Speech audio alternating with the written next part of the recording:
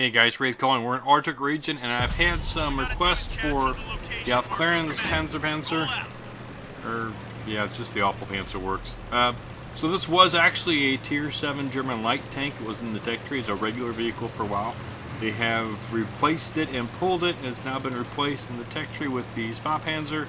It is now kind of an oddball, quirky Tier 7 premium light tank. I'll be flat out honest, I don't care for the Awful Panther that much. It took me a lot of games to get a decent one to show you guys. And I did not enjoy playing it in the tech tree when it was in the tech tree as a regular Tier 7 light tank. So a couple things I don't like about this tank was it's not a very good light tank because it's a medium tank chassis. So while it's fast, it's not very agile. It is kind of big compared to other light tanks. It's a medium tank chassis, so it's the same size as a medium tank. And the gun's not very... It's kind of a light tank gun, but it's not got a whole lot of redeeming qualities. Because it's Tier 7, it'll get thrown into Tier 10 games occasionally. I don't think the premium version gets preferential matchmaking. I don't believe so. So I carry a generous amount of APCR, about a third of a load, so it's okay. I mean, it still gets the light tank kind of camo values for being on the move, and you can see I currently wasn't paying attention and started this game without having camo on my light tanks. I kind of make that a big deal, is to always have camo on light tanks. And currently, I do have my RU-251 crew in this, so I do have got like a 6-skill crew in this. And I guess as a crew trainer, it's not bad. It's an okay moneymaker, but I don't enjoy playing it that much, and I'm so sorry. I can't give you better. So in this game in particular, I've taken up kind of the traditional light tank spot, and I like to go here on either side of the capture point on Arctic here, and I like this spot for light tanks because you can get a lot of views, and it allows you to be able to float back and forth on the battlefield. If one side's having problems with another, you keep a good map awareness while you sit here and you keep tabs on the battle. And it kind of starts out a little slow. It's not that impressive. There is one saving grace to this tank. If you notice, it is a Panther hull.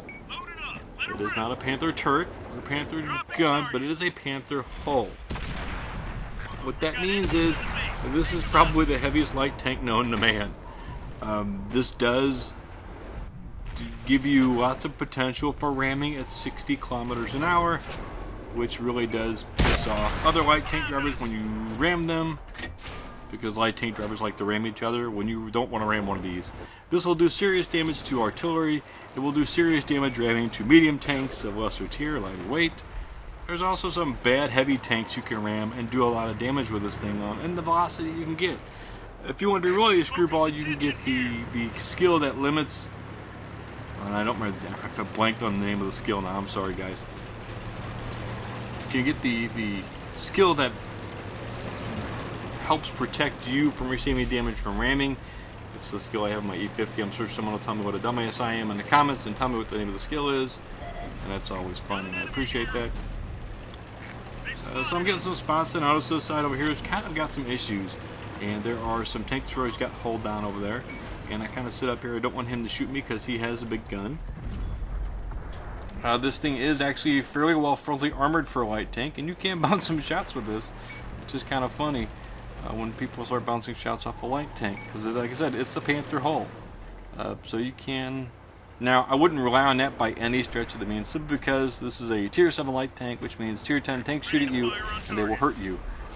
So don't make that a reliable thing. But it can give you some bounces occasionally if you get angling right, or you check it onto the light tank. You guys are trading shots, and Dr. Bulldog's not in the very best spots and pays the price. Gets ammo rack for his expert, motherland off in the distance. So you can see I've got some spotting damage in. I got some spotting hits and some assistance there, and that's not bad. But if you notice, I'm not playing this like a traditional, like I would normally play a light tank, my style light tanks. It's normally a lot more active, a lot more back and forth, a lot more aggressive taking pot shots. This, I'm kind of playing this pretty slow. I've kind of resigned myself to playing this like a medium tank with a bad gun. And talking to a few more playmates who are better players than I, they kind of agree that it's almost got to be played that way, unfortunately. And you'll see here, there's the T-32, and I bounce off the side of his hull. It's kind of an awkward shot. You put one into his engine deck. The gun's not too bad. I think average damage is right around 150 or so. I'd say 130 to 170 maybe is where you're looking at for your ammo-wise. Penetration's just kind of okay. Obviously the APCR rounds help. That being said, this can rip apart light armor targets. It's got a fairly decent rate of fire. The gun's not horrible, just not. It's a decent light tank gun, but it's not reliable enough to play. I'm just playing peekaboo with this T-32. I'm just trying to keep him tracked, basically, is all I'm doing. But it does do enough damage to track tier A heavy tanks. Kind of pisses them guys off. You can see the team's doing fairly well. And I'm just slowly sitting there trying to keep him tracked and getting some spotting hits in. You see I got somebody spotted off in the distance. The view range is actually pretty good on this. That's another saving grace. I do run optics. Like I said, I do have a fairly good crew in this, so all that little bit extra helps out. And he finally gets taken out.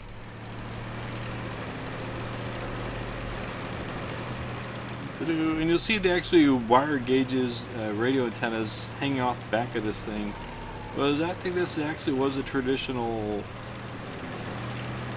tank used in World War II. I don't know.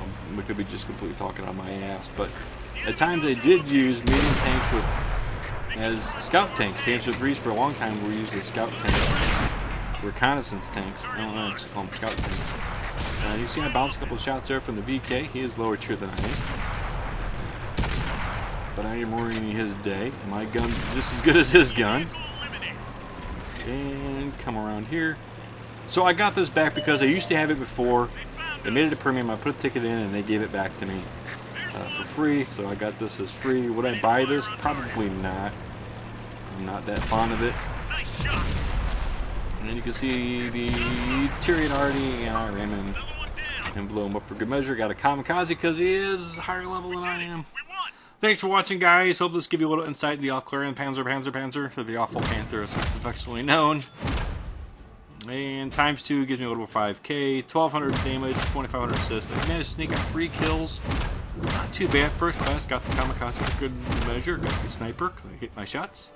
Walk away the base, 1500 XP. Thanks for watching, guys, and as always, keep your powder dry.